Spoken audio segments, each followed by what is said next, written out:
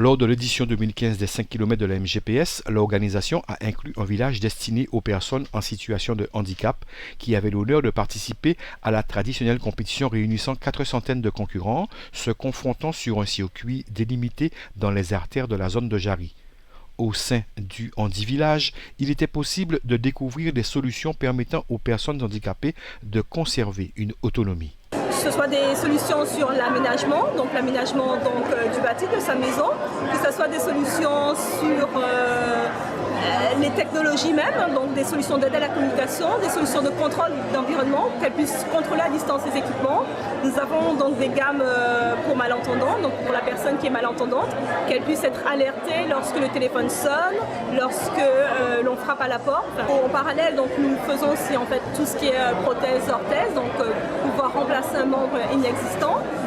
Et sur le stand, en plus, nous proposons donc des simulations de vieillesse. Donc, on met les personnes en situation de vieillesse pour leur permettre de comprendre ce que c'est que de prendre de l'âge. Ce qu'on ressent donc au niveau auditif, au niveau visuel, ce qu'on ressent au niveau des mouvements qui sont un petit peu plus lents, un petit peu plus lourds, etc.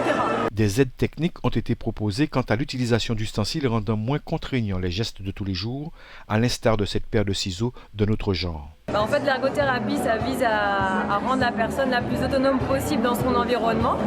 Mais c'est un métier qui est assez peu connu, donc on profite de cette manifestation pour promouvoir notre métier. Et on profite aussi pour présenter différentes aides techniques qui permettent de pallier les difficultés du quotidien de la personne. Ce qui est un petit peu notre cœur de métier, c'est le conseil en aménagement, en aide technique, la réadaptation. Notamment pour grossir les prises, donc ça va être des couverts à gros manches, ça va être des couverts avec une poignée vers le haut qui est plus facile à tenir.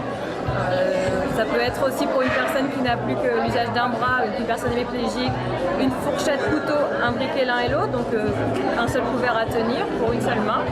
Voilà, il y a énormément de possibilités au niveau technique, que ce soit dans la vie quotidienne, mais aussi dans la voiture, pour se déplacer, voilà.